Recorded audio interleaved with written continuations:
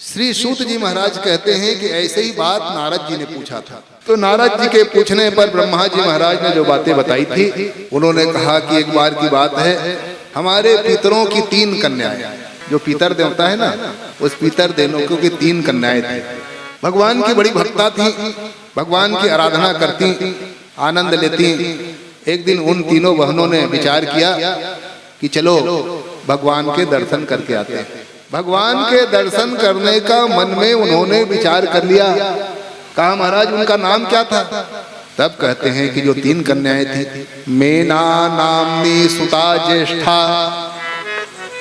मध्या धन्या कलावती, अंत्या एता सुता सर्वा, पितृणाम मानसोद्भवा। ये पितरों की मानसी कन्या थी, मन से उद्भूत हुई थी, पर पितरों की जो पत्नी है जिनका नाम स्वधा है, वो स्वधा उनकी पत्नी होने के कारण उन दोनों की पुत्री मानी जाती है। वैसे ये तीनों बहन हैं, ये मानसिक रूप से उत्पन्न हुई थी। जो बड़ी बहन है पितरों की बड़ी कन्या, उनका नाम है मैना, ये पितरों की कन्या है। दूसरा जो नाम है उसका नाम है धन्या, और तीसरी जो सबसे छोटी वाली कन्या है पितरों की, उसका नाम है कलावती। ये 3 बहन, हमारे पितरों की 3 बहन। ये एक बार मन में विचार किया, भगवान का भजन पूजन तो रोज करते हैं मन से, अब मन से भी करते रहोगे जी, कब तक करोगे? मानसिक पूजा तो बताई दिया, मन से करते रहो। फिर कभी कभी होता है यार, एक आध दिन सही वाला तो चले, मन में कब तक के करोगे? चलो एक आध बार चलते, तो बीच बीच में समय भी मंदिर जाना है, ऐसा नहीं एक मन ही से पूजन करना घर में बैठे रहो। बीच बीच में समय निकाल के मंदिर, देवाला, संतों के दर्शन, यज्ञ आदि, कथा, प्रवचन, इसमें जाके बैठे। और जब अवसर ना हो तो घर में बैठ करके ही मन से पूजन करें। तो मन से तो रोज पूजा करती थी। एक दिन मन में विचार किया कि चलो जिसका पूजन करते हैं उसी परमात्मा का दर्शन करके आए। तो तीनों बहन भगवान विष्णु के दर्शन करने के लिए श्वेत दीपम विष्णु लोकम जगमोर दर्शन हेतवे, दर्शन करने के लिए भगवान विष्णु के लोग, जिसका नाम श्वेत द्वीप है, उस श्वेत द्वीप चले गए। और जैसे श्वेत द्वीप गए, जाकर के भगवान को कृत्वा प्रणामम विष्णुश्च संसुतिम भक्ति संयुता, भक्ति पूर्वक होकर के प्रणाम किया, दर्शन किया। और उस समय ज्यादा भीड़ भाड़ थी नहीं, कुछ ऋषि मुनि थे, वो भी कथा उठा सुन रहे थे, प्रणाम कर रहे थे। तो आगे जाके बैठ गए, भगवान आसन पे बैठे हैं, उन्हीं के सामने बैठ गए, भगवान का दर्शन कर रहे हैं। आगे दिव्य भगवान का स्वरूप है, नीले नीले स्वरूप, घुंघराले घुंघराले बाल, बिंबा फल की तरह जिनके अदृष्ट हैं, पांव में पैजन, हाथों में कंगन, बाजुओं में बाजूबंद, जिस प्रभु को पीले पीले पीतांबर धारण किए हुए हैं, बनमाला गले में विभूषित है, दिव्य चमकता हुआ कौस्तुभ मणि भगवान के गले में, 4 भुजाएं हैं, शंख चक्र गदा पद्म लिए हुए भगवान का दिव्य दर्शन कर रहे हैं। और दर्शन करते हुए सोच रहे हैं, किसी का हम लोग प्रतिदिन स्मरण करते हैं, वाह प्रभु आज आपकी कृपा से आपके लोक में आपका दर्शन हो रहा है। दर्शन करते हुए बैठे हुए हैं, भगवान मंद मंद मुस्कुरा रहे हैं। वो तीनों बहनें हाथ जोड़ करके सामने बैठे हुए, और ऐसा संयोग कि उसी समय दर्शन करने की लालसा से घूमते फिरते हुए सनकादि ऋषि पहुंच गए। तदैव सनकाद्यास्तु सिद्धा ब्रह्मसुता मुने, जो ब्रह्मा जी के सबसे प्रथम पुत्र हैं, मानसिक पुत्र हैं, सनक, सनंदन, सनातन और सनत कुमार, चारों एक जैसा होने के कारण उनको सनकादि के नाम से जाना जाता है। और ऋषि भी पहुंच गए भगवान के श्वेत द्वीप। तब तक के कुछ भीड़ आ गई थी दर्शन करने वाले। शुरू में कम भीड़ रहता है जी, हम लोग भी आते हैं, शुरू में कम रहता है, और धीरे धीरे भीड़ बढ़ती जाती है। तो वैसे ही कम भीड़ थी, तो आगे बैठने का मौका मिल गया, आगे बैठे दर्शन कर रहे हैं। उतने में बाद में जब भीड़ भाड़ बढ़ी, सनकादि ऋषि आ गए।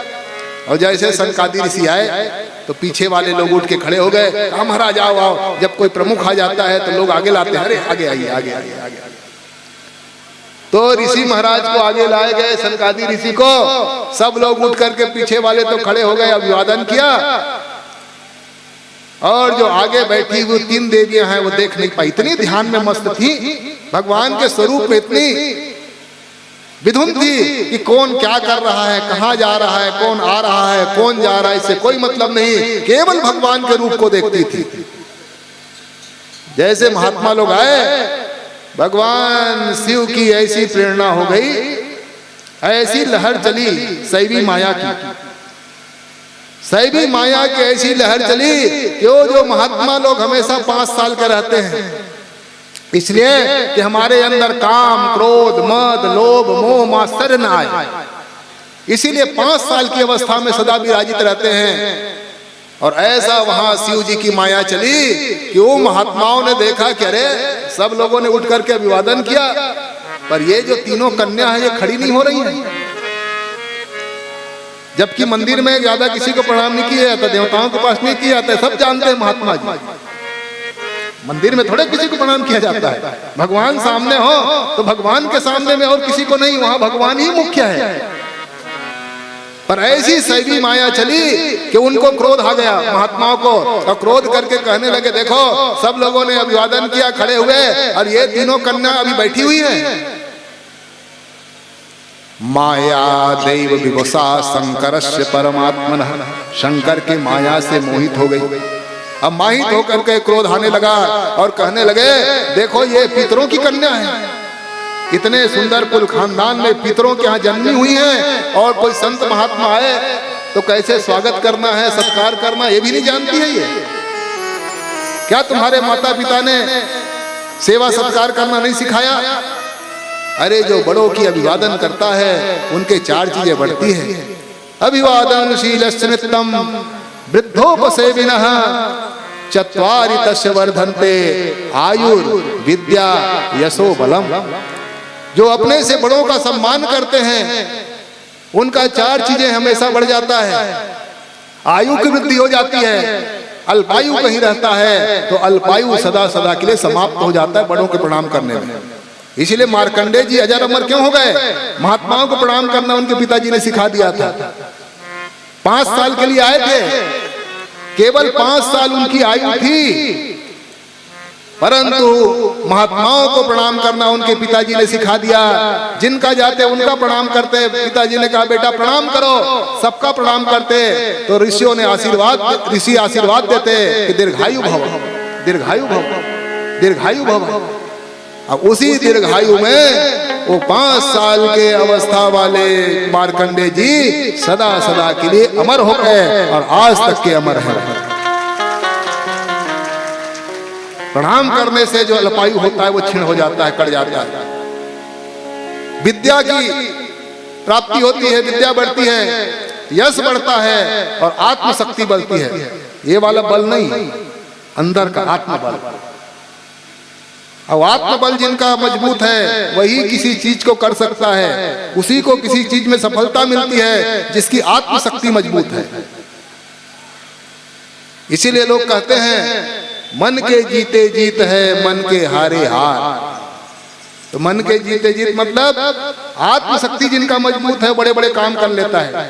डेयर जिसको कहते हैं, जिसके पास डेयर है वही सब कुछ करता है, और जो आत्मबल कमजोर है वो कुछ नहीं कर सकता, वो घर से नहीं निकल सकता।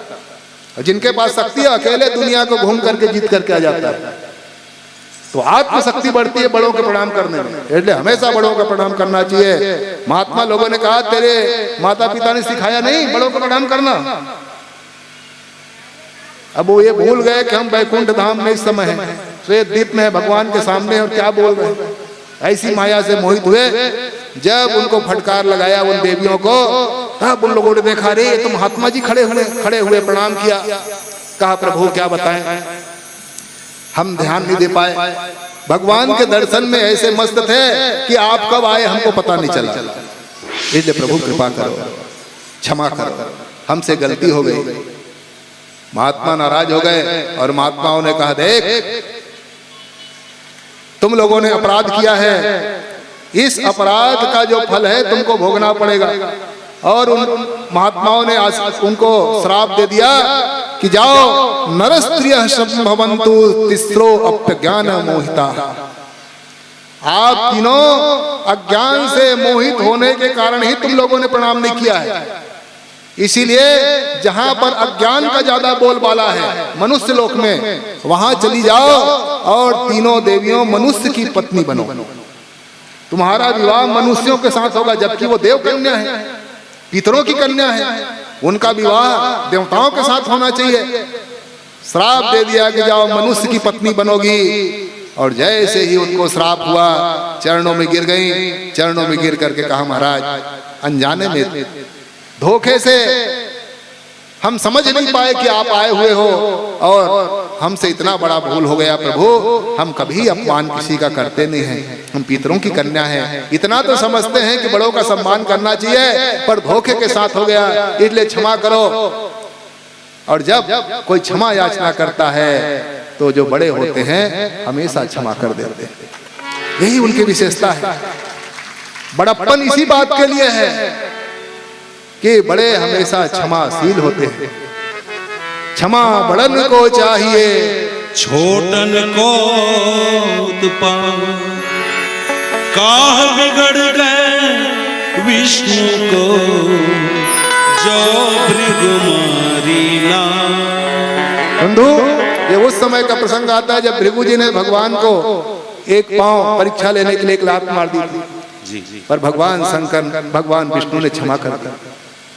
और क्षमा करने के बाद विष्णु भगवान को कुछ बिगड़ा, और वो पांव का निशान जो है वो सदा सदा के लिए हृदय को सुशोभित करने लग गया, और जितने दोष थे वो कट गए। इसलिए छोटे अपराध कर देते हैं, पर जब क्षमा याचना मांगी जाती है तो बड़ों का ये कर्तव्य है कि बड़ा हमेशा क्षमा कर देता है। इसी उसी बड़प्पन है उनका, यही उनकी बड़प्पन है, क्षमा कर देना, क्योंकि क्षमा से बड़ा और कुछ दिया नहीं जा सकता। उन्होंने क्षमा कर दी और क्षमा करके कहा देवी अब मेरे समझ में ये नहीं आ रहा है कि हम लोग चारों भाई 5 साल किसी लिए रहते हैं कि काम क्रोध लोभ ना आए, और पता नहीं आज तक के दुनिया में कभी नहीं आता, और विष्णु लोक में आए तो ये काम क्रोध आ गया। विष्णु लोक आए, कहा भाई काहे हल्ला कर रही है, लइका नहीं समझत का एक एक शिवलिंग में एक एक लइका दान करना है, घोषणा करो कौन लइका है, घोषणा करना है, ठन दान में घोषणा करना है लइका के। चल नाम पता बता।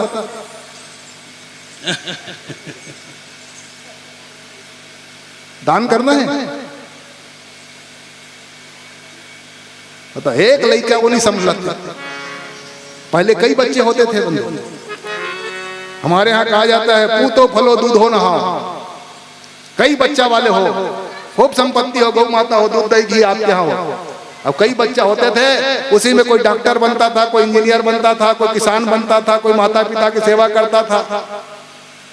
अब एक जन है, एक, अब वो डॉक्टर बनाओगे कि इंजीनियर बनाओगे कि किसान बनाओगे कि गांव में रखोगे कि विदेश भेजोगे, क्या करोगे? अब एक है वो भी नहीं संभल रहा। अब ना संभले तो दान कर दो, कहां लगाया, अरे बढ़िया संभाल उम्भाल के रखो।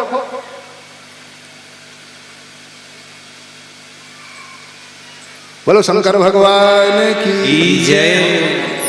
उन देवता उन महात्माओं ने कहा कि देवी पता नहीं क्यों इस श्वेत द्वीप में आने के बाद हमको क्रोध आ गया, अभी तक के क्रोध नहीं आया था, पता नहीं कहां से गड़बड़ी हो गई, अब किस गड़बड़ी के कारण ये क्रोध आ गया। आपको हमने श्राप दिया है, इनका फल तो आपको भोगना पड़ेगा। ये तो उन्होंने कहा महाराज कहाँ हम देव कन्या, कहाँ हमारे मनुष्यों के साथ विवाह होगा, क्या करें?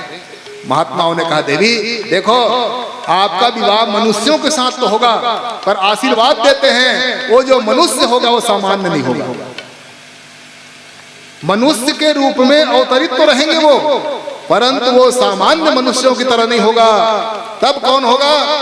तब सबसे बड़ी वाली जो कन्या मैना थी वो मैना से कहने लगे महात्मा जी ने कि देखो हे मैना तुम्हारा विवाह मनुष्य लोक में तो होगा, पर जो तुम्हारे पति जो बनेंगे विष्णोरंसस्य शैलस्य हिमाधारस्य कामिनी, हे देवी तेरा जो पति होगा भगवान विष्णु के साक्षात अवतार हिमांचल होगा, उस हिमालय की पत्नी हिमांचल की पत्नी के रूप में तुम जानी जाओगी। हिम पत्नी तुम बनोगी, हिमालय के पत्नियां तुम्हारा विवाह होगा। वो हिमालय साक्षात भगवान विष्णु का स्वरूप है। भगवान विष्णु से कहा महाराज आपको पर्वत बनना पड़ेगा, क्योंकि आपके लोक में हमको ये क्रोध आया है। आज तक के क्रोध नहीं आता था, ये जो क्रोध आया है ये विष्णु लोक में आने के बाद आप साक्षात बैठे हुए हो और आप ये कहते हो कि जो मेरे भक्त हैं उनका रखवाला मैं स्वयं होता हूं। आप भक्तों के रखवाले हैं, हृदय में बैठ करके आप उनके पहरेदारी करते हैं, और आप जैसे पहरेदार के होते हुए हमारे हृदय में क्रोध आ जाए, ये उचित नहीं है महाराज। बड़ रखवार रमापति जासु, जिनका रखवाला स्वयं रमापति हो, स्वयं भगवान विष्णु हो। आप स्वयं गीता में आपने कहा है कि जिनकी मैं रक्षा करता हूं तो उनके पास काम क्रोध कभी नहीं आ सकता, निकट नहीं आवा, निकट भी नहीं आ सकता। ये आपने वचन दिया है प्रभु, और आज आपके रहते हुए आपके लोक में आपके सामने में हम जैसे भक्तों के हृदय में क्रोध आ गया, क्रोध रूपी चोर आ गया। आप जैसे रखवाला बैठे हो, आप जैसे पहरेदार हो, अपने आप को पहरेदार कहते हो भक्तों का, और उन भक्तों के हृदय में काम क्रोध रूपी चोर घुस जाए और आपको पता ना हो, इसलिए आपको भी पर्वत बनना पड़ेगा। और आप जब पर्वत बनेंगे तो आपकी पत्नी के रूप में ये जो देव कन्या है, ये पितरों की कन्या मैना है, ये आपकी पत्नी के रूप में सदा सदा के लिए प्रसिद्धि हो जाएगी। तब तक के दूसरी कन्या आ गई। दूसरी कन्या ने कहा कि महाराज बड़े दीदी के तो बन गए, मंझली का मेरा क्या होगा? कहा देवी तुमको भी चिंता नहीं करना चाहिए। अरे धन्या तुमको भी चिंता मत करो, तुमको भी आशीर्वाद देता हूं कि धन्या प्रिया द्वितीया च योगिनी जनकस्य च, वो जनक राज्य की पत्नी के रूप में तुम्हारी प्रसिद्धि होगी। वो जनक ऐसा परम भागवत होगा, देह में रहते हुए भी देह का भान नहीं होगा, वो विदेह राज कहलाएगा। देहस्तपि न देहस्थ, देह में रहते हुए भी जिसका देह का ध्यान नहीं होगा वो साक्षात ज्ञान स्वरूप होगा, और जो ज्ञान स्वरूप हो जाता है वो तद्रूप हो जाता है। जो जिसको जान जाता है तद्रूप हो जाता है। इसलिए वो साक्षात ज्ञान के स्वरूप जो विदेह राज जनक होंगे उनकी पत्नी के रूप में तेरी प्रसिद्धि होगी। इसलिए तुमको चिंता की आवश्यकता नहीं है, मनुष्य लोक में जाओगी और जनक की पत्नी बनोगी। तब तक के तीसरी बहन खड़ी हो गई। तीसरी बहन ने कहा दो बहनों का तो बन गया महाराज, हम छोटे का क्या होगा? कहा तू चिंता मत कर। अरे छोटकी तेरे को चिंता नहीं करना चाहिए। कहा तुम कहा मैं कहा जाऊंगी?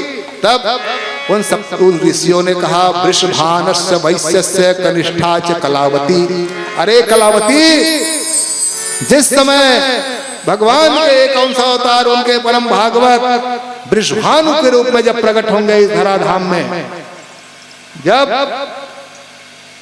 सतयुग में मैना, त्रेता युग में धन्या, और जब द्वापर आएगा उस द्वापर में वृषभानु जब प्रकट होंगे तो वृषभानु की पत्नी के रूप में तुम सदा सदा के लिए विराजोगी। अरे कलावती तुमको चिंता नहीं करना चाहिए। वृषभानु की पत्नी का नाम है कलावती। कहा महाराज हमारा विवाह हो जाएगा, विवाह होने के बाद हमारे बच्चे कौन होंगे? तब तीनों को आशीर्वाद दिया कि चिंता मत करो, मैं तीनों को बच्चों को भी आशीर्वाद देता हूं। ऐसे नहीं है कि तुम ऐसे जाओगे आपके बच्चे नहीं होंगे। बड़े से कहा कि देवी अरे मैना, तुम्हारी जो पुत्री होगी ज्येष्ठा भवत तत्कन्या भविष्य देव पार्वती, भगवती जगत जननी पार्वती तुम्हारी पुत्री के रूप में आएगी, तुम पार्वती की माता बनोगी। दूसरे नंबर से कहा अरे धन्या तुम चिंता मत करो,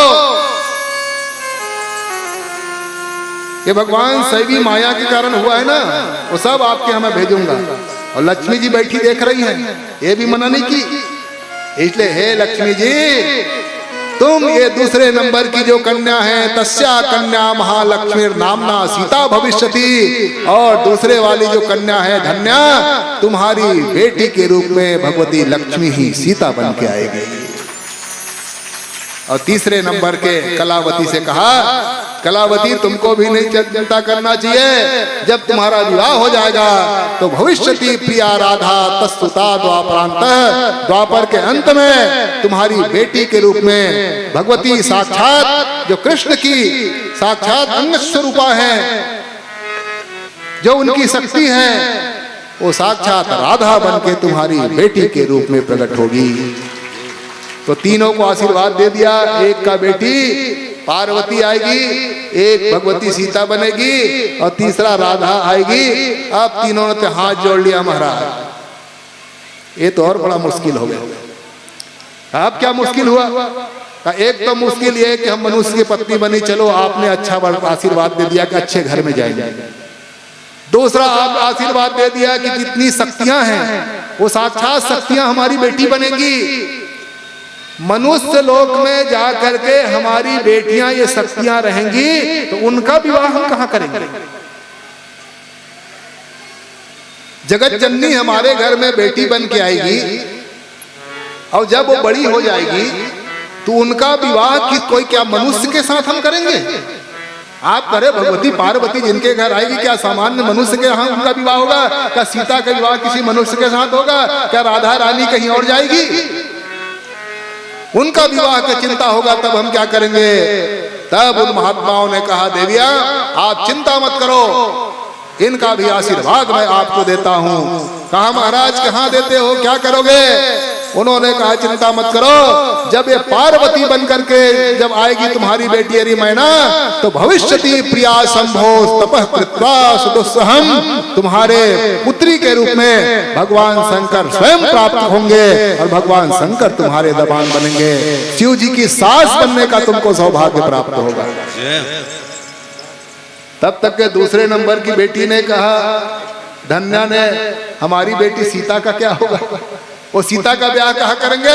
तब उन्होंने कहा, धन्या सुता स्मिता सीता राम पत्नी भविष्यति, भगवान राघवेंद्र सरकार का प्रागट्य होगा और राम के साथ तुम्हारी पुत्री का विवाह होगा, ये आशीर्वाद हम तुमको देते हैं, जाओ। उनको आशीर्वाद दे दिया।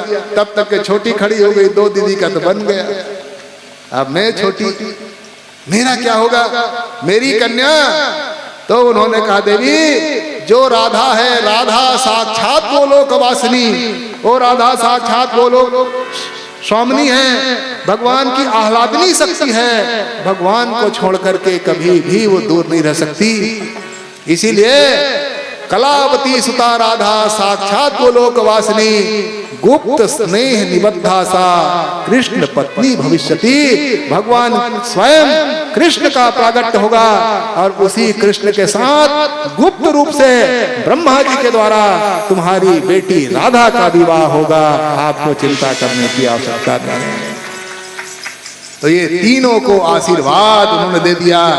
इसीलिए वही जो सती महारानी है, उन महात्माओं के आशीर्वाद से पार्वती के रूप में प्रकट हुई है और पार्वती के रूप में प्रकट होकर के भगवान शिव के साथ जिनका ब्याह संपादित हुआ है। जैसे राधा के श्याम, जैसे राधा के श्याम, जैसे सीता के राम, जैसे सीता के राम, नर नारी में समाया तेरा नाम रे, है मेरी सांसों में तेरा ही नाम, है मेरी सांसों में तेरा ही नाम,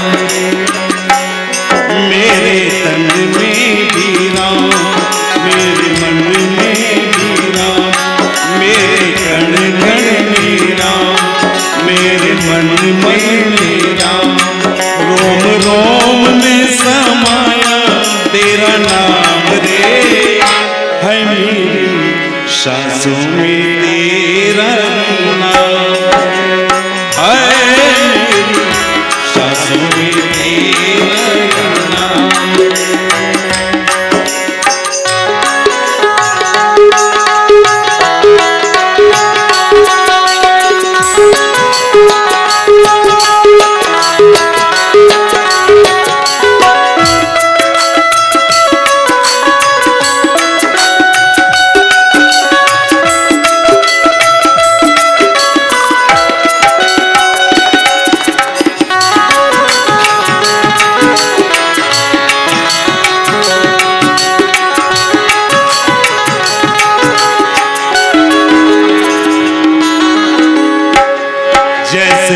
सबरी के राम, जैसे मीरा के श्याम, जैसे सबरी के राम, जैसे मीरा के श्याम।